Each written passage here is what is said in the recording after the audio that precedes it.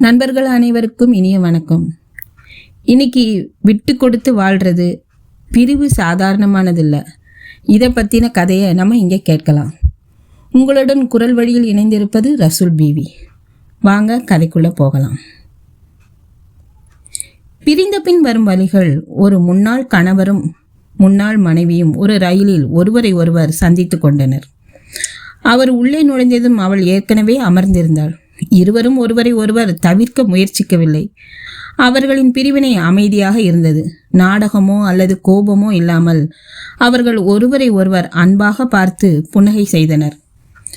அவர்கள் தங்கள் வாழ்க்கையின் 6 ஆண்டுகள் சேர்ந்து மகிழ்ச்சியாக வாழ்ந்தவர்கள். அவள் இன்னும் நன்றாக இருப்பதாக அவன் நினைத்தான். காலம் அதன் அடையாளங்களை விட்டு சென்று விட்டது, நிச்சயமாக. ஆனால் அவள் அதே நேர்த்தியுடன் இருந்தாள். எப்போதும் போல நேர்த்தியாக உடை அணிந்திருந்தாள். அவள் அவனது தலைமுடி கொஞ்சம் கொட்டி இருப்பதையும் வழுக்கை விழ ஆரம்பித்திருப்பதையும் கவனித்தாள். அவன் முகம் பெரிதாக மாறவில்லை. நீ எப்படி இருக்கிறாய் என்று அவன் கேட்டான். நான் நலமாக இருக்கிறேன் என்று அவள் சொன்னாள். வழக்கமான பதில். வாழ்க்கை எப்படி போகிறது அவன் கேட்டான். அவள் 2 வருடங்களுக்கு முன் மறுமணம் செய்து கொண்டதாக அவனிடம் சொன்னாள். அவளுடைய கணவர் ஒரு வழக்கறிஞர், ஒரு நல்ல மனிதர், பொறுப்பானவர், எப்போதும் பிஸியாக இருப்பவர். அவள் இப்போது ஒரு இல்லத்தரசி. அவர்களின் வீட்டை அன்பாக வைத்திருந்தாள். அவர்கள் இருவரும் ஒரு காலத்தில் வசித்து வந்த சிறிய வீட்டை விற்று தனது புதிய கணவருடன் ஒரு பெரிய வீட்டை வாங்கினாள். அவள் கதையை முடித்துவிட்டு கண்ணியமான புன்னகையுடன் அவனை பார்த்தாள். உன்னை பற்றி சொல் என்றாள். அவனும் மறுமணம் செய்து கொண்டதாக கூறினான்.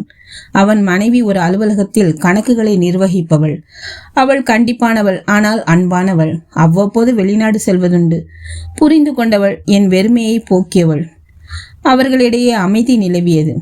பின்னர் அவள் அமைதியாக, உன் அம்மா ரொம்ப நல்லவங்க, அவங்க எப்படி இருக்காங்க என்று கேட்டாள். அவன் கண்களை தாழ்த்தி கொண்டு, அம்மா 2 வருடங்களுக்கு முன் இறந்து விட்டார்கள். அவள் அதிர்ச்சி அடைந்தாள். உரையாடல் அதன் சுரத்தை இழந்தது. நான் பிரிந்த பிறகு நீ எப்படி வாழ்ந்தாய்? எப்போதாவது வருத்தப்பட்டாயா? அவன் திடீரென்று கேட்டான். அவள் லேசான சிரிப்புடன் தலையை ஆட்டினாள். இல்லை என்று அவள் சொன்னாள். பின்னர் ஒரு இடைநிறுத்தத்திற்கு பிறகு மெதுவாக, முதலில் கடினமாக இருந்தது, என்றாலும் பழகி கொண்டேன் என்றாள். கடினமாக இருந்தது என்றால் என்ன என்பதை அவள் விளக்கவில்லை. அவனை பார்த்து கேட்டாள், நீங்கள் எப்போதாவது என்னை நினைத்தீர்களா? அவன் கழுத்தின் பின்புறத்தை தடவி கொண்டு அந்த கேள்வியை தவிர்க்க முயன்றான். ஆனால் நேர்மை தடுத்தது. அந்த பிரிவு என்னை கிட்டத்தட்ட உடைத்தது என்று அவன் ஒப்புக்கொண்டான். ஆனால் என் மனைவி என்னை அமைதிப்படுத்த உதவினாள். இப்போது எல்லாம் நன்றாக இருக்கிறது. எங்களுக்கு நல்ல வாழ்க்கை இருக்கிறது.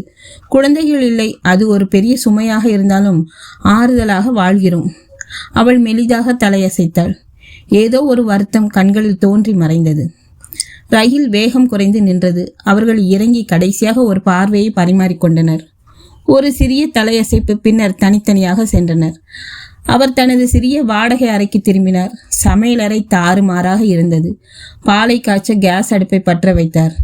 ஜன்னலின் வெளியே பார்வை நிலை குத்தி நின்றது. உடல் தளர்ந்தது. அமைதியாக உட்கார வேண்டும். விவாகரத்துக்கு பிறகு அவரது இதயம் உடைந்து போனது. அவர் ஒரு கடினமான சூழ்நிலையை கடந்து வந்தார்.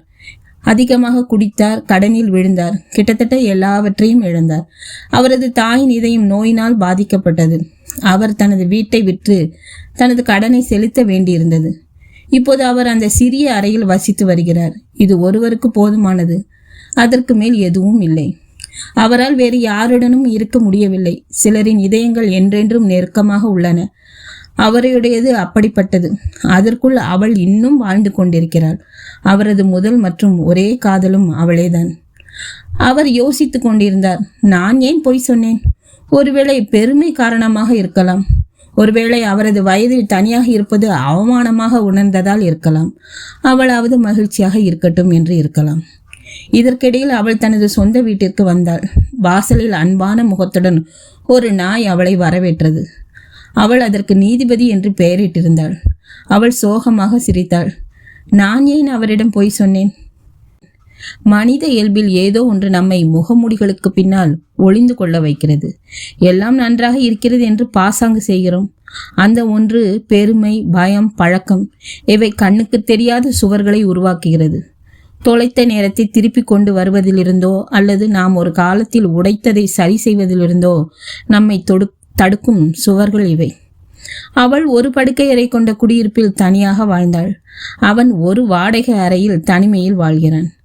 2 தனிமையான ஆன்மாக்கள், மனதில் வலியை சுமந்துள்ள ஆன்மாக்கள், மீண்டும் இணைய முடியுமா என ஏங்கும் ஆன்மாக்கள்.